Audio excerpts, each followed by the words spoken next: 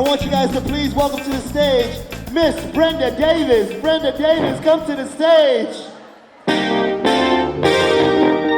Oh, I know y'all feel this. I know y'all feel this. Hey, if you in the Beehive, make some noise. I'm gonna tell him there's only three of y'all.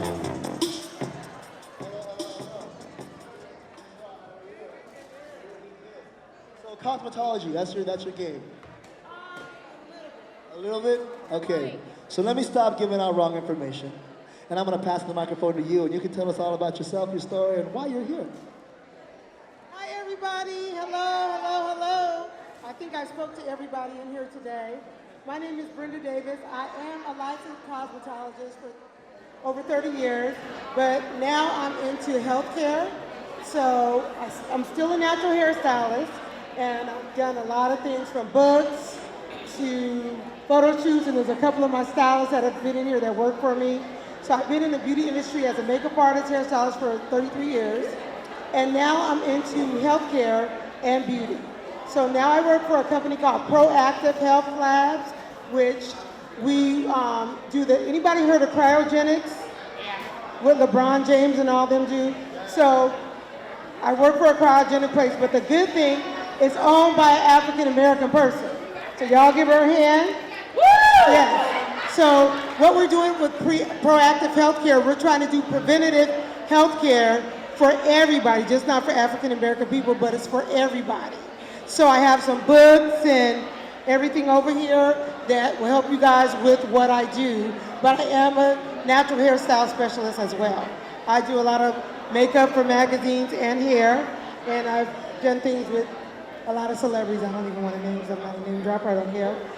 Not a name dropper. Okay. So that's what I do, and I am from Oceanside, California. My salon's in Oceanside, California. It's called 760 Natural. That's the name of my salon, 760 Natural. So I do everything from locks, natural hair care, weaves, shortcuts, trying to get my clients away from the chemicals. I still do chemical services, but really trying to go more toward the natural, healthy way. So that's what I do. All natural, all black, all beautiful. I love it. So you're all over social media, yeah? So where can anybody find you? On the gram, on the book, on Twitter? Let them know. You guys can find me on Instagram at 760 Natural. On Facebook, it's Brenda Davis. That's one of this girl right here was one of the best locticians you'll ever find. She worked with me 20 years ago. Her name is Lisa. So if you guys ever want your locks done, you can't get me, go to her. So I'm on social media, and what I'm working on now, I do a lot of events. So I'm doing an event December 21st. It's a golf tournament, and we're raising money for Proactive Labs. And our guest performers that day is going to be Third World. If you guys know Third World.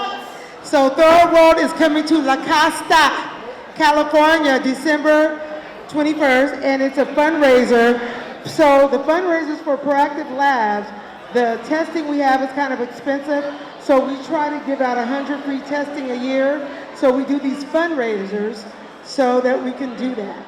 So that's what we're going to be doing. So if you go on my Instagram, I will be posting starting next week about the concert with Third World, December 21st at the Aviera Resort in La Costa.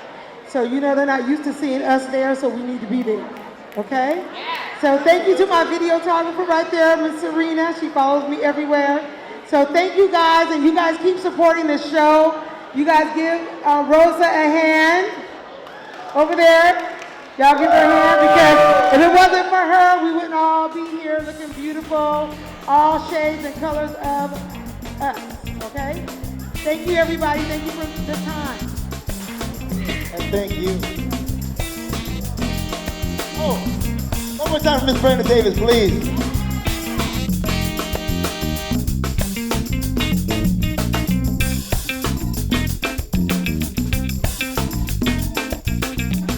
This is a discussion about a very important issue, and it's called the Crown Act.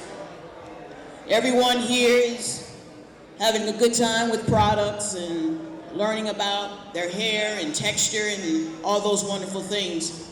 But on a political level, California has led in a very good political action. And one of the things that we need to address and make sure that we are educated, knowledgeable about all of the details.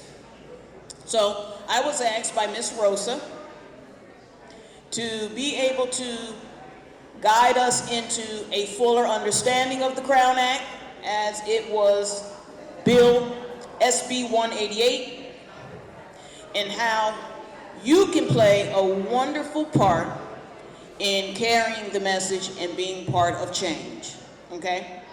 So, if for all those who are not familiar with the bill, raise your hand so I can make sure that we are, okay, alrighty. The bill did deal with discrimination of hairstyles called protective styles such as locks, braids, afro hair, twist, yeah, those. Locks, and I think in extensions. All hairstyles that carry a very cultural significance to Afrocentric, texture-centric people. But, of course, me being historically and born and raised in Afro hair care, I wanted to make sure that we had the details of what the actual bill was about. So it's protective styling, locks, braids, extensions, afros, and things of that nature. But a politician and a senator named Holly J. Mitchell, she proposed that maybe policy, schools, private schools, and corporations were not addressing or maybe creating hardships for those particular hairstyles to have freedom of expression or for you to have the choice. So the Crown Act stands for creative, I think, and creating respect and an open world for natural hair. Everybody agree with that? You can't hear me? Do you need to hear me? Well, come up a little closer, brother. Mm-hmm. He heard that.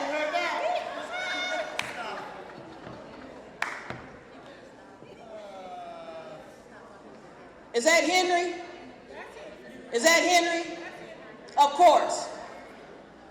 Okay. But one of the things that is very important, because I am proposing a different conversation for a new black perspective, okay? And though I believe that the politician, Ms. Mitchell, was well-intentioned, however, Afro texture, Afro cosmetology, Afro hair has never been taught in any institution ever. Cosmetology, contrary to popular belief, textured hair is only included as a practical styling means.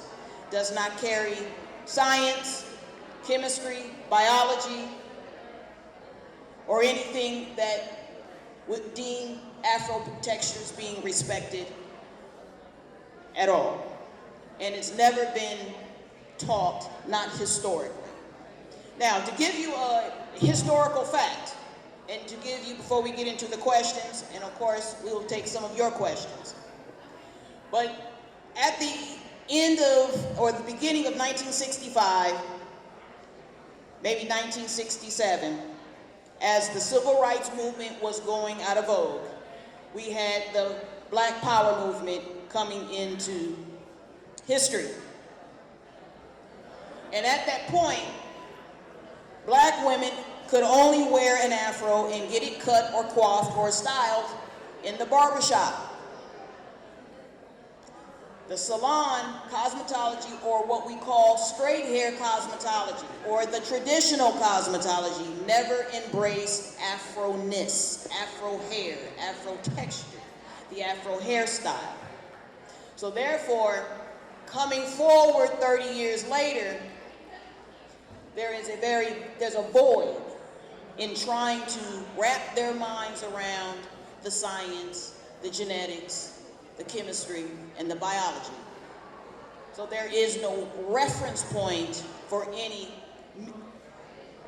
logical legislation as far as I'm concerned. I believe that we need to get rid of standard cosmetology, and then that will do away with the problem. Okay? So my question to you, three ladies, and the audience, and make sure that you have a well thought out moment before you raise your hand. And before, ladies, Trillion, okay? See, they're always opinionated when in private, right? Okay.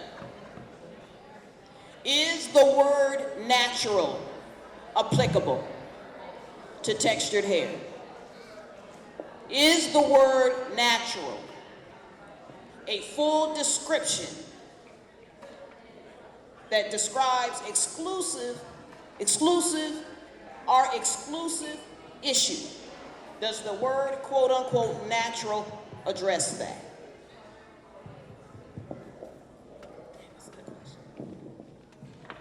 Okay, so natural hair. I think it's a little bit broader than just natural. I think there's probably a more, I don't know what word would encompass all of the hair types, because we have protective styles, we have our natural hairstyles, we even have our weaves and our wigs, because you better know when you don't feel like doing your hair, a wig definitely comes in handy. So I felt like it could be a bigger word than just natural. I think that, yeah. Are you unnatural if you decide to wear a different hairstyle? No, absolutely not. So, I think, okay, yeah. So I think when we use the word natural, we're more so talking about a mind frame than an actual natural hairstyle. So I think that might be the confusion. So the natural hair movement, I feel like it's a natural hair movement. It's a reflection of our hair, but it's more of a reflection of our mind frame. Being able to embrace and feel comfortable within yourself to wear your hair naturally the way you want to wear your hair. It's about how you feel about yourself. My hair, with my extensions, I feel real beautiful with my hair like this.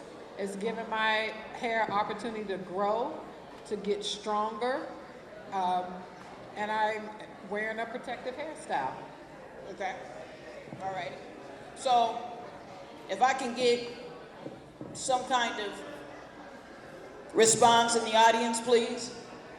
Does natural, the word natural, does that exclusively, all right, brother, you want to be a? Get him in. Okay, well, we really are trying to deal with, does black men, are they in the natural hair care industry? Do they wear natural hair?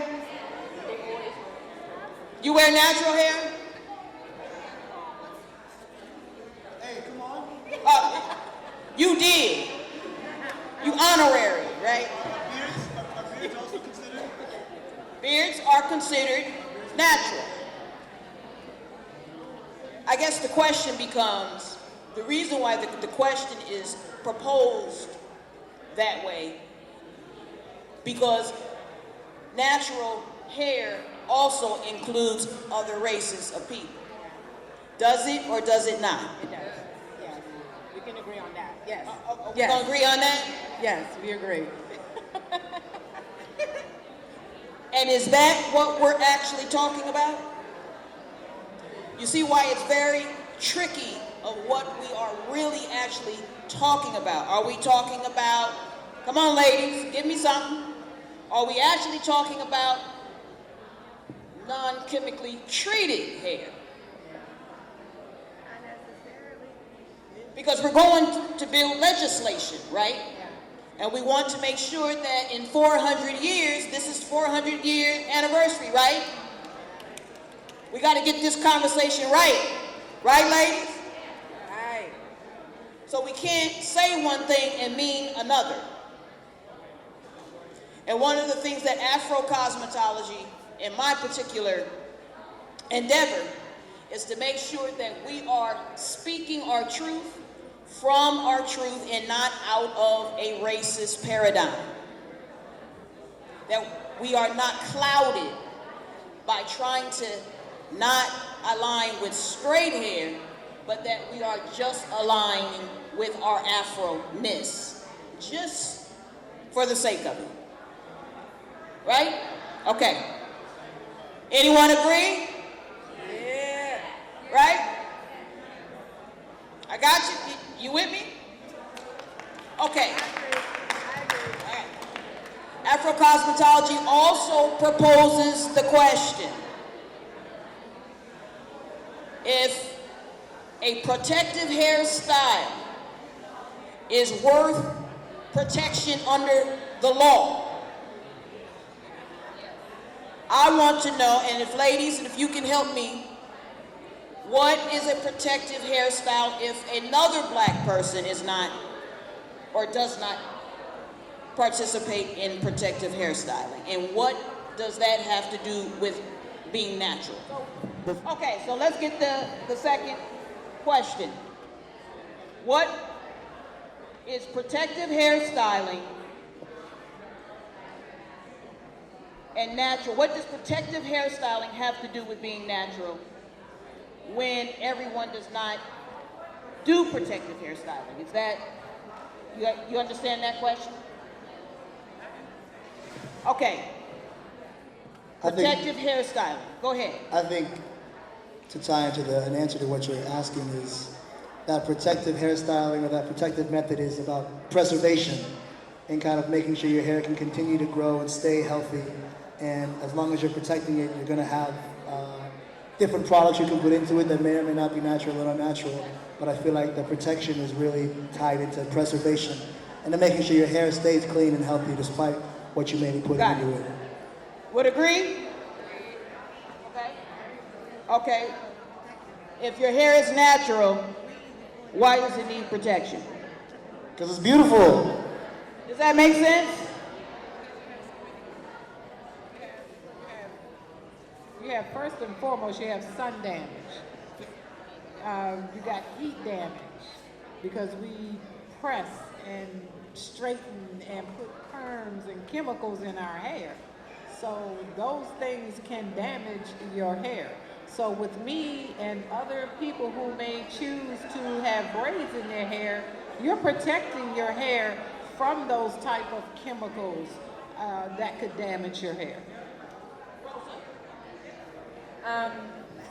So to go back, I think for the question of how I understood it, does natural hair styles need protection in the government, I'm assuming? And I want to say yes. Well, she did. There's two things in the bill that makes up the Crown Act. Very important. The right to wear a protective hairstyle without being discriminated against. Yes. Okay? And to identify hair of Afrocentric, Afro-descending people and to protect it in whatever choice they choose to wear it. That was the intention of the bill. Okay, so I actually have an example. Yes. About a few months ago, I was concerned about wearing a head wrap to work because I wanted to keep my hair in the hair plaits it was in so it could be protected, basically. I actually called my manager to clarify if it was okay for me to wear my head wrap to work, which I found out later that I should have just probably wore my head wrap to work. He basically, I never got a solid answer if it was okay for me to wear it, not wear it, and just the whole entire, like, why is that not in the packet or like in you guys' orientation? Like there should be well, really, there should be no question. I should be able just to wear it. But just the simple fact that I had to ask permission to wear a head wrap that is insisting in my protective style. And then not even that, sometimes, like even going on to job interviews and stuff like that, like I actually go through, unfortunately, straight hair for the interview. After getting hired, I go to a high little puff ball. I gotta like kind of get the company like acclimated to like, you're about to get this afro. And then like maybe in a month, like because I feel like this style is going to, it already has it's going to have, people are going to, a stigma basically. Yeah, there's a stigma against it. Oh, she's going to be aggressive. She's going to be outspoken. She's not going to just let us run over her. And that is what it means for me. Well, the importance of discussions about the convoluted, the fragmented, psycho kind of conversation, the inner dialogue that we go through, is the importance of Afro-cosmetology is to get Black people, texture-centric people on one thought process based on research, science, genetics, biology, fact, logic, and not the colloquialisms of our experiences via the racist paradigm. Yeah. Okay? That's important for you to have logical reasoning and cognitive reasoning about the choices and about the inner dialogue that are based on things that are real, not the experiences and all the little idioms and things that we go through at work. Because one of the things that I would like to propose through Afro-cosmetology and all of its fact and logic and research and biology and genetic and medicine and things of that nature is for us to be able to say, first, hello, is for us to realize one thing. I believe that Afrocentric people, African Americans, Black people, textured-centric people, to first understand that what you're dealing with is freedom of expression, which is the First Amendment. And if we can approach something that, and I believe the senator did get it right. I believe that she did need to put that it was a biological thing that we can't change. We cannot change the color of our skin, and we cannot change the texture of our hair. Amen. But when you come to law and to be able to process it through our experiences and our emotional experiences and how we deal with it, we want to make sure that it is not just a million and a ton of experiences, but it is based on something that we respect in the United States, in the Western world, and on this planet. Medicine, study, fact, logic, research, examination, R&D, biology, math. I mean, that is the level of which we teach Afro-cosmetology. And that we create and understand that by 2050, if the skin is gonna get darker in this country, right? Or browner, tanner, whatever the case may be, the hair is going to get curlier. And that we can broaden the standard or do away with the standard that requires legislation, curriculums that do not apply with the greater texture. Because after the end of the day, everyone just assumes that white people have straight hair, and they don't. When they get in the water, sometimes it gets curly too. So they are also part of a very large texture family. And let me give you one good scientific fact that'll blow your mind. Everyone has heard of hair typing, right? Yeah. So really kinky people hair texture people will say they are 4C. Am I correct? And then we go through this ridiculous conversation and say, I'm 4B, and you 3 something, and then I'm 2A, and then we go through all this ridiculousness, right? But one of the things that doctors, geneticists, and medical people, one of the things that they have a conversation while we're at home, and they say that curly hair of Afrocentric people is what we call a dominant phenotrait. You guys know what a dominant phenotrait is? Brown eyes. Brown eyes win every time. They see the quickest, they see the most colors, and they're rarely colorblind. Okay? Brown eyes are always 20/20, which means that they are a dominant. It is a dominant feature. Dominant features, dominant features are usually first features, which means that they're the mother feature, which means that they'll duplicate over and over and over and over. Well, curly hair, your texture, and your texture, Rosa, and your texture, young man, is what you would call dominant. Dominant. It is a dominant phenotrait. It was first. So your hair cannot be a type. You're first. You cannot be a type. And that is medical. That is just research. That is fact and logic. That is science. Every other subsequent texture is the type, not the dominant phenotrait. So when you do not have an Afro-cosmetology perspective, you say you are for to make straight hair number one. You see how that's backwards? So when you're teaching it and you're going to legislation, and you're going to politicians, and you're going to people who are going to make rules and regs for the rest of the planet, for them to understand that Afro texture is the dominant prototype and every subsequent is a variation of that, then every other variation is what we call recessive traits, which means it comes from.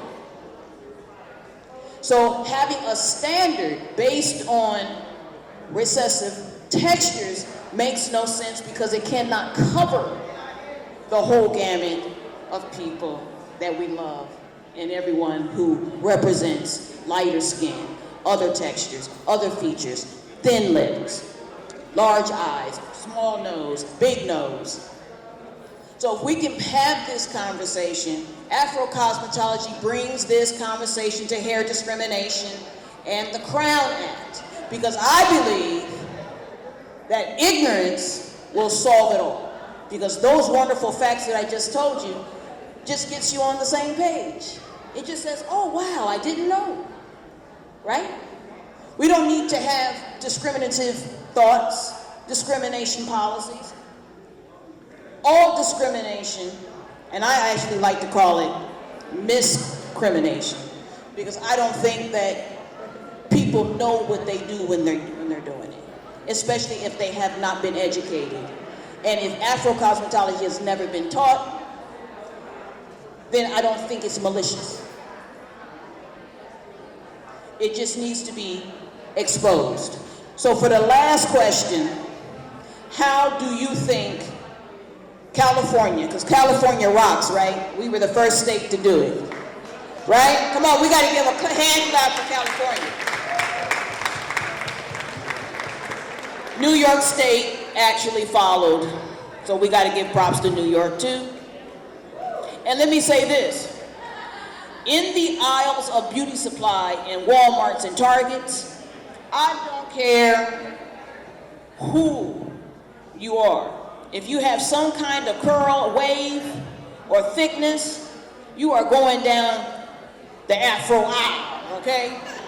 You actually believe that the Afro aisle got better products, right? You got more oils in it, it got more conditioners in it. I mean, you know, did you see the fabulous woman who talked about black people in the butters? Did you guys see that on YouTube? Yo, you got to see it on YouTube. It is absolutely wonderful. Black people are hiding the butters. Yes, that's right. You got to see it. But last question. How do you think an Afro curriculum on the state level would improve race relations? I believe it'll improve race relations because it ties into knowledge of self. And once that is enhanced, it ultimately makes your well-being better. Out of experience, I will say growing up, there was not a lot of knowledge of self outside of my own household. Because in my household, it's all black everything. My dad's from Ghana, mom's from LA. We're the only ones in my area that were, melanated. And it's great to be at this event about black hair, black empowerment, black this and that. Because you're looking at someone who grew up watching the L'Oreal hair commercials, wishing I had straight hair, getting mad that my hair wasn't straight when it got wet. And I said, man, what am I going to do with these curls? And flash forward to that wasn't until I was 20, 21 years old when I said, you know what, I like this afro. Not because it gets me attention, dude, let me touch your hair, it's so soft, but because it's a reflection of me and who I am. So anything I can promote that knowledge of self to your better well-being is 100% going to improve youth, the future, everybody, especially within the Crown Act, because when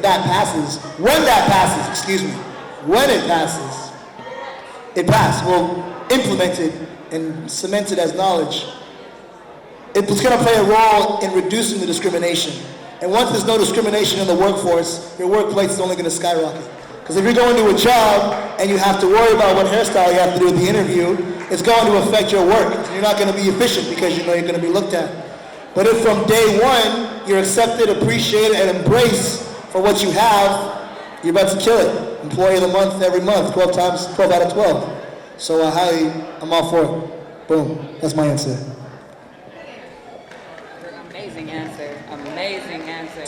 I'm going to piggyback off Sante. I believe that self-knowledge and self-education of not just us, but all people in generally speaking, because it's been only one type of people that's been talked about. And then when we were talked about in history, it was always something negative, or we came from slavery. We didn't just come from slavery. It's way bigger than that. So Yes. I just feel like it is very important that we have some type of Afro curriculum. It's very important, and it brings confidence to young little girls, young black men, like confidence from the beginning though, not just like he said, he started at 21, like no, for real, that's when, like I might have started maybe 23, 24, you said 21, yeah, I started like 23, 24, start being comfortable with myself. I stopped getting a perm at 24, and one of my best friends asked me, she was like, well, now that you're not getting a perm, how are you gonna wear your hair?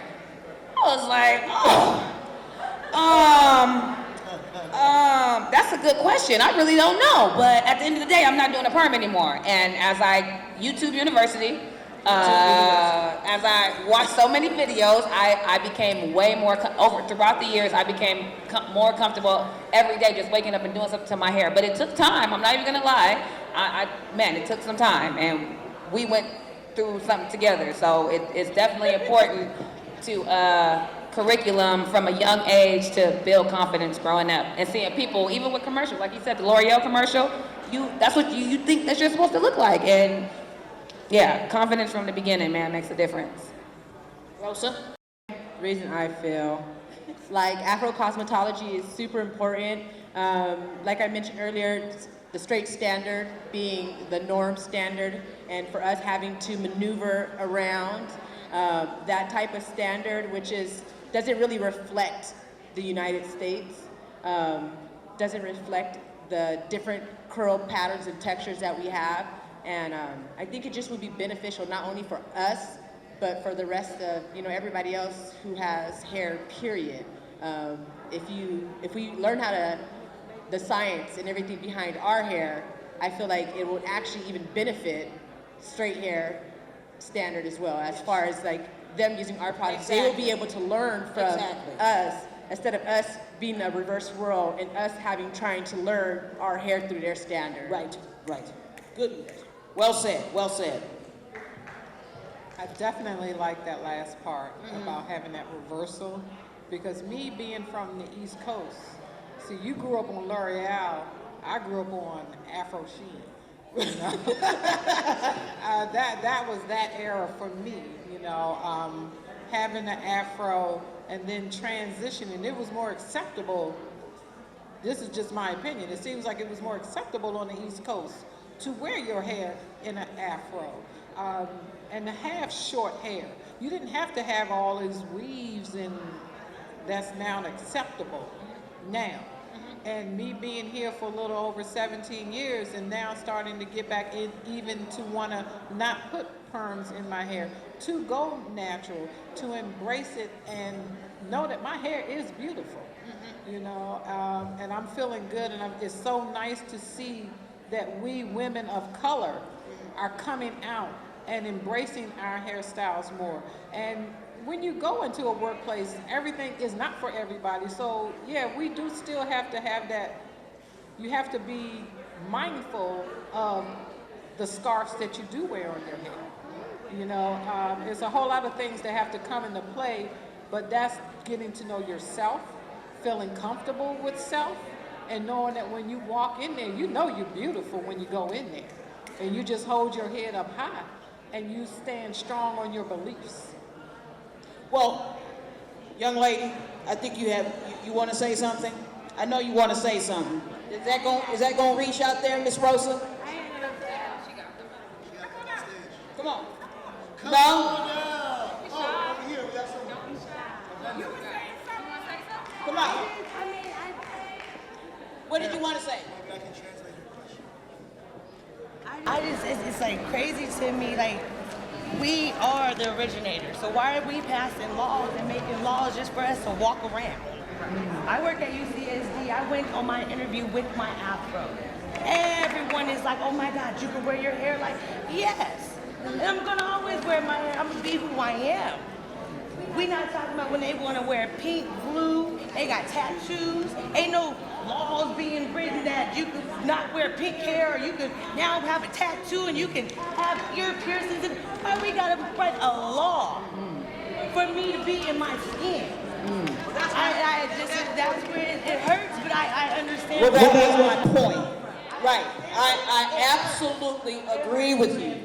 And I actually want to go over the law and deal with us making sure that we evaporate the standard. So therefore, I believe that there is actually so much intrinsic respect, is that we have not come out with the science. We have not come out with the wonderful, yes.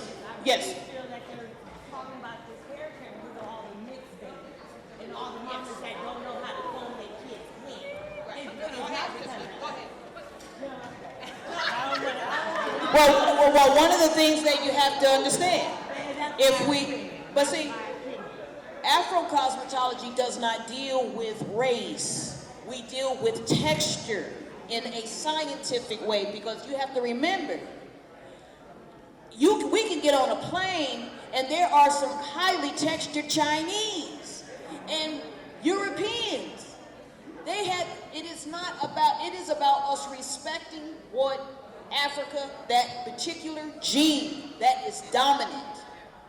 It is not a racial conversation, because once it becomes racial, it still stays in the cloaks and in these subgroups that doesn't understand that you have wonderful dark skin, but the dark skin is transatlantic, it's transracial. The textures are transracial. Your texture is, Afro texture exists, so all of the other textures can exist. You have to have a dominant gene to have the expressions of the other genes. That is what Afro-cosmetology is trying to explain to us. Go ahead, young lady. I'm glad we're having this conversation, because it does open up a lot of opinions and things like that. Now, I've been in the beauty industry 32 years. I've been a state board examiner. I've been an adjunct professor at San Diego City College. Wonderful. And actually, I was telling Ashante, he didn't remember, he used to come in the shop with me when his mother, I used to do his mother's hair when he was a little boy. So, But to answer the question, please. to answer I would the love to question know and what to piggyback on this, there's a whole bunch of dynamics behind that. And on the political side, when you start talking about California and the state board and things of that nature, they've watered down the state board and they've lowered the standards. So California doesn't have that integrity that it used to have. Yes. That's number one. I would agree. Now, what they need to do is, if we're going to get into academia about our textured hair, the education aspect is very limited.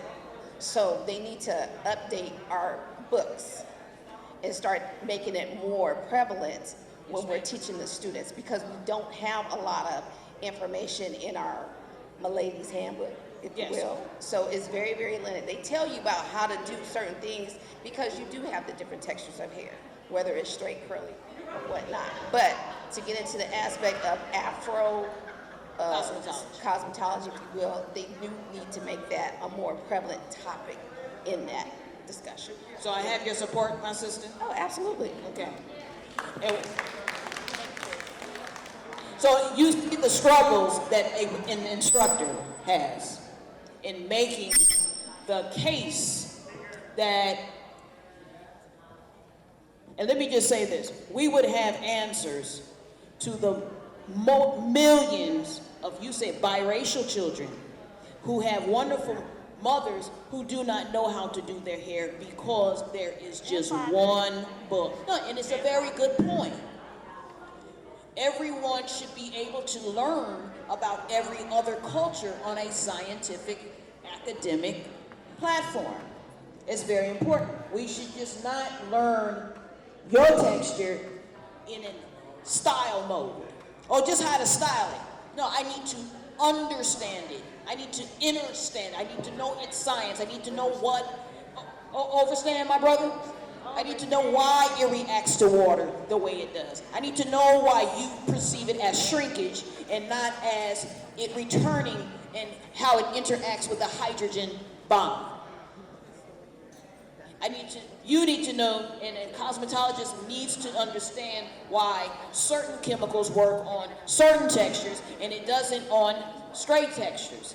These are logical, scientific, and chemistry reasons. So I would like to just thank you, Rosa, Trillian, Shanti, Dee, audience, for just engaging us in this wonderful conversation. And I just want to let you know that we are coming out with a series of wonderful Afro-cosmetology digital books for children, all ages. You can go to Your Niche, that's NECHE.com, Your Niche, NECHE.com.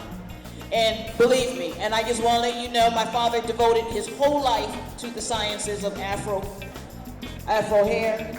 And I am also committed to scientifically blowing all of y'all's mind with the most wonderful things. Thank you so much. Thank you. Thank you.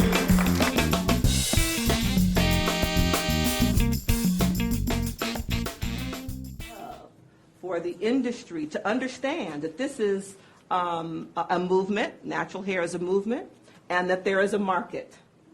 And that we, as consumers, as top consumers for our for hair products and services, are helping to drive a market that is responding to this movement, and that makes me very proud.